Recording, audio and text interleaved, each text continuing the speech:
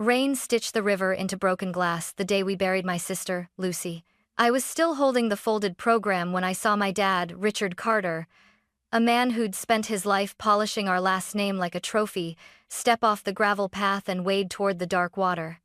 In his hands, a small wooden box, wrapped in white cloth like a secret. Mom, Diane, stood back, eyes hollow, lips pressed into a line that didn't belong to a mother anymore. Dad didn't look at me. He just set the box down and let the current take it. I froze. Then the wind shifted, and from inside the box came a sound thin, fragile, impossible. I ran. My shoes slid in the mud. My breath snapped in my throat. "Please, be empty," I whispered, dragging it from the reeds with shaking hands. The lid was nailed. I wedged my car key beneath the seam and pried. And when it opened, the world fell open with it. I'm Emily Carter. In our town of Ashford, people used to say the Carters didn't cry. We commissioned statements. We wrote checks. We hosted galas for causes that wouldn't stain our cuffs. My father built Carter and Finch, a logistics empire that made him the kind of man who could speak softly and still make a room listen. He taught me 3 rules. Protect the family, protect the name, and protect the silence that protects both. Lucy never fit in those rules. She was sunshine where our house was glass and angles, gold hair, watercolor eyes, and paint on her jeans no matter how many dry cleaners Mom recommended. When she brought Ethan Miller home, a mechanic with oil under his nails and a laugh that bent our stern dining room into something almost human, Dad's smile turned precision sharp. "Ambition?" he asked over roast beef and tension. "Joy," Lucy answered. "I'm choosing joy." "She means him," Dad said to me later in the kitchen, as if Lucy were a spreadsheet with a red flag. "Joy doesn't put roofs over heads." "It can," I said quietly. "If you let it." He didn't. He tightened the nets. Curfews, rules, surveillance wrapped in concern. Mom fluttered between them, straightening napkins, swallowing apologies that never made it to air. The day Lucy told me she was pregnant, she was shaking so hard I wrapped her in the throw blanket on my sofa and made hot cocoa like we were kids. "Ethan's looking for a second job," she said. "We'll manage, Em. The baby kicked yesterday." I swear it was like he said my name. I touched her belly and felt something like a miracle. And I knew, the way you know tornado weather, that this would break our house down to studs. It did. In whispers, in slammed doors, in Dad's voice calm, clinical explaining, options that made Lucy's face go gray. She ran. Then came the hospital call. Complications. Lucy gone. The funeral script arrived in my inbox 2 hours later. A press release with lilies. And after we said goodbye, Dad walked to the river with a box. I wrenched the lid free. Inside lay a newborn wrapped in white cotton, lips bluish, a soft whimper snagging the air like thread. A hospital bracelet circled his tiny ankle. "Baby boy Miller." "Jesus," I breathed. "Lucy." The world went narrow. My hands moved before the rest of me caught up. I stripped off my wool scarf, swaddled him tighter, shoved the box aside with my knee. Hey," I whispered, scooping him to my chest. He was warm but not enough. His breath fluttered like something deciding whether to stay. Behind me, gravel. Footsteps. "Emily," Dad said. No Mr. Carter voice now, just gravel and a rusted hinge. "Give him to me." I turned, heart slamming. "You threw him in the river."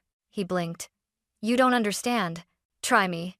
He looked past me to the water, the current tugging at reeds like nervous fingers. "The papers were complicated. The timing. Your sister's choices created a child." I snapped. "A human." Mom's whisper cut the air. "Richard, please." He didn't move. "We can fix this, Emily." "Fix?" I clutched the baby closer. "He's not a stain." Sirens lived in my blood after that.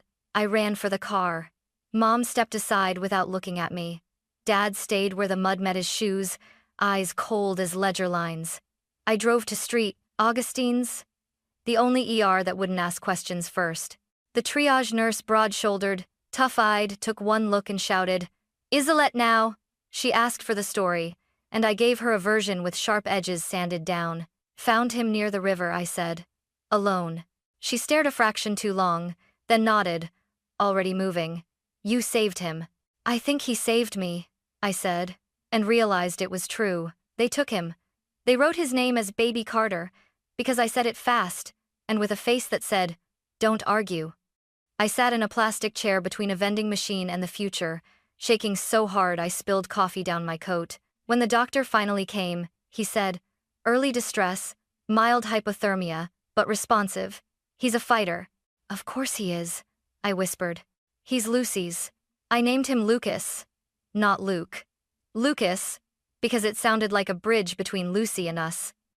I signed foster papers with hands that had steadied dozens of million-dollar presentations and had never felt this unsteady. I went home to my apartment and learned the choreography of bottles and 3 a.m. Sirens disguised as cries. The first night, I fell asleep on the floor beside the bassinet, one hand inside so he could curl his tiny fingers around mine. When he did, something rewired.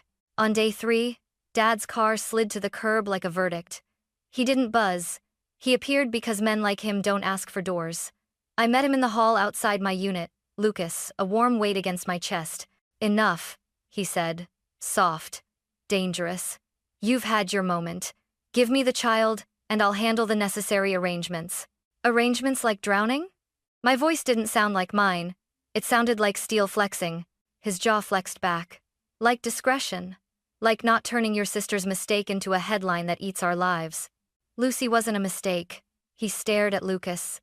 Something flickered, maybe fear, maybe regret, maybe nothing I was willing to name.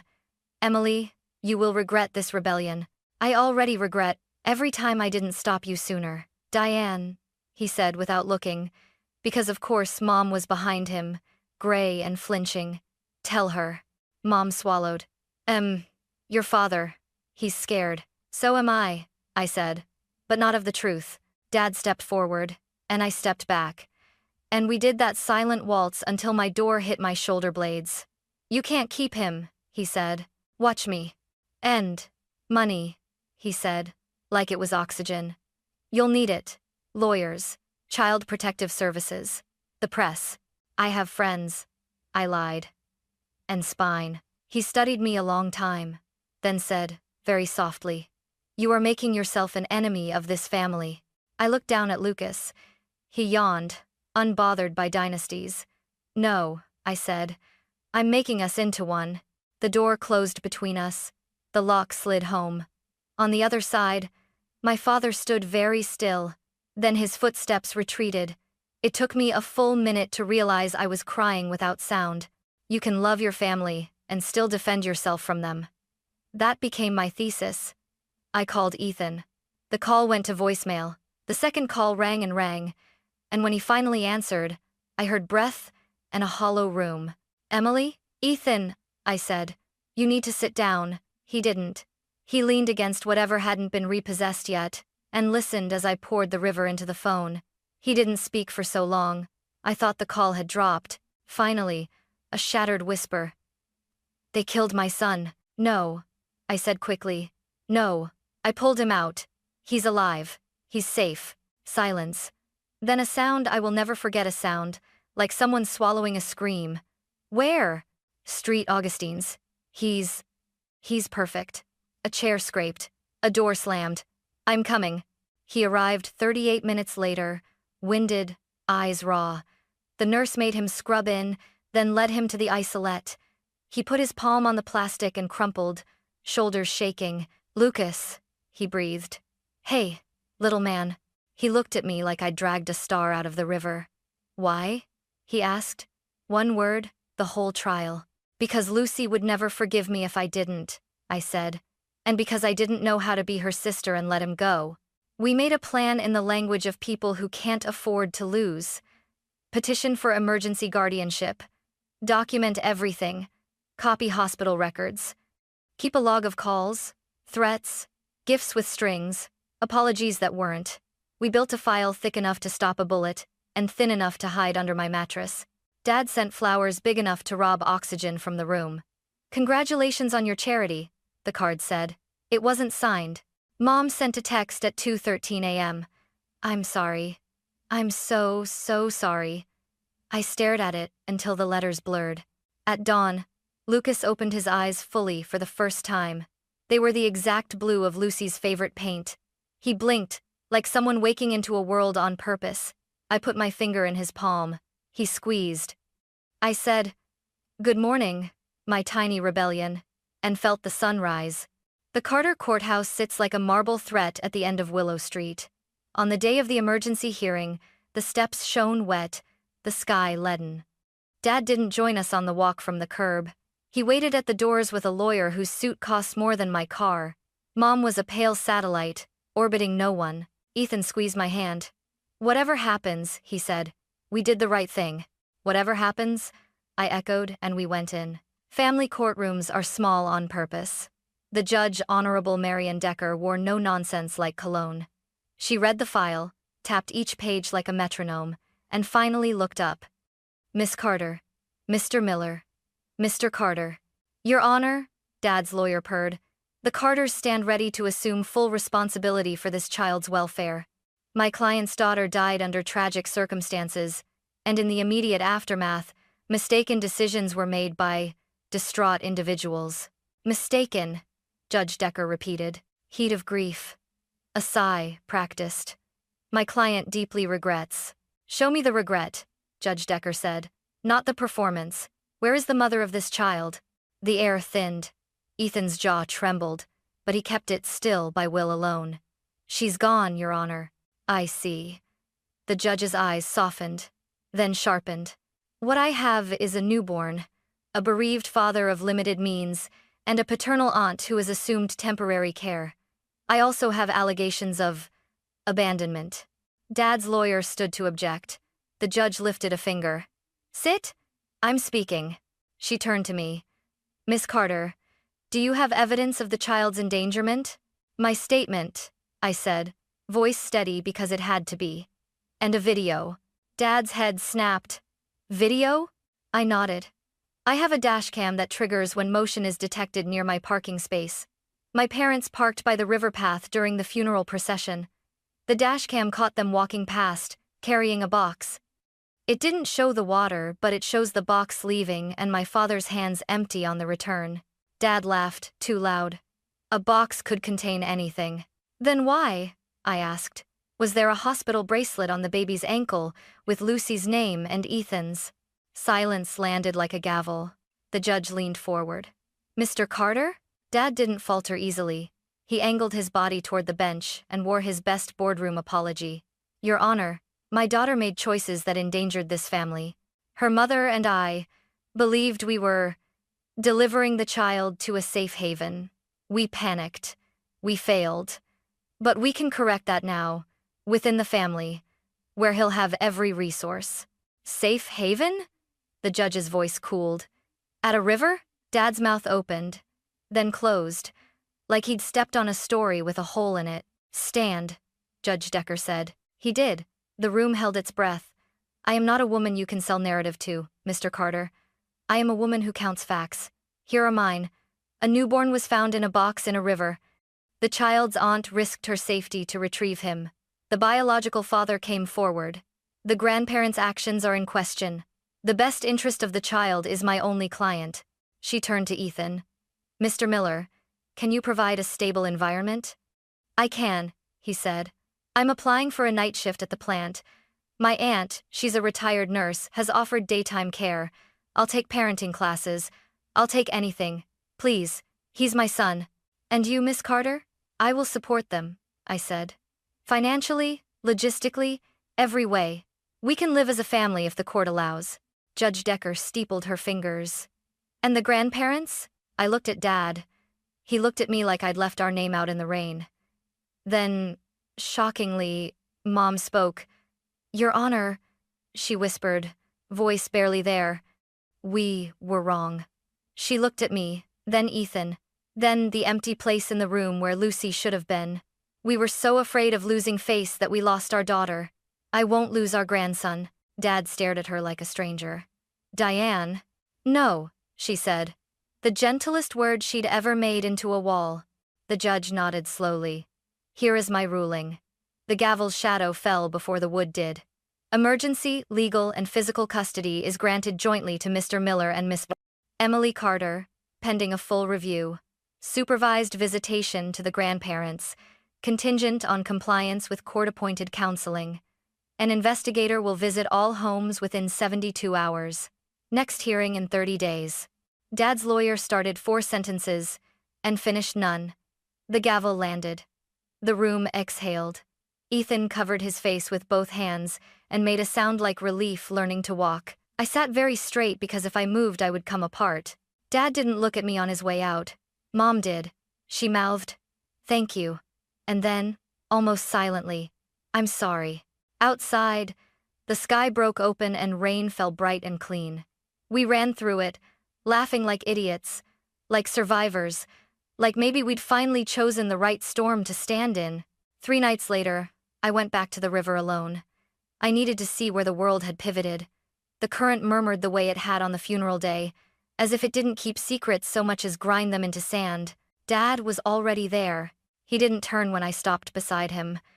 "You were always the troublesome one," he said, not unkindly.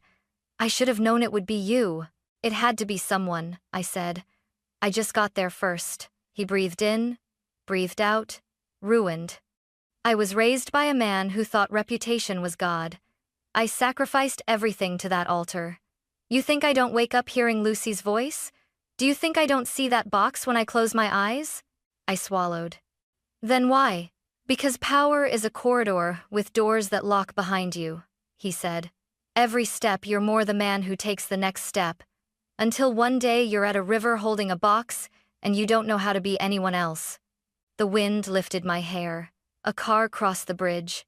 In the hospital parking lot, Ethan was probably feeding Lucas, counting breaths as if they were pearls. "You can step back," I said. "You can always step back." "Can I?" he asked. "When your childhood taught you that stepping back is death." He finally looked at me. He looked smaller. "You humiliated me in that courtroom." "I saved your grandson." I paused. "And maybe what's left of you." He laughed then, a broken thing. "You won, Emily." "No," I said. "Lucas did." We stood a while longer, listening to the water write and rewrite the same sentence. When I left, Dad didn't follow. The next morning, the counseling office called him 3 times. On the 4th, he answered. We moved slow and sturdy. Ethan took the night shift at the packing plant. I took mornings with Lucas, relearned how to be a person fueled by 2-hour naps and the smell of baby shampoo. Mom came to our apartment with bags of groceries and apologies she couldn't form. She learned to swaddle with the focus of someone rewiring a satellite. On her second visit, she brought a canvas from Lucy's room unfinished, full of light. "He should grow up with her colors," she said, voice shaking. Dad showed up once, hands empty. He stood in the doorway like a man asking a house permission to be forgiven. Lucas was asleep in his bassinet. Dad stared at him a long time. Then he cleared his throat and said, "I set up a scholarship in Lucy's name, for girls who want to study art and don't have fathers who can bear it." He swallowed.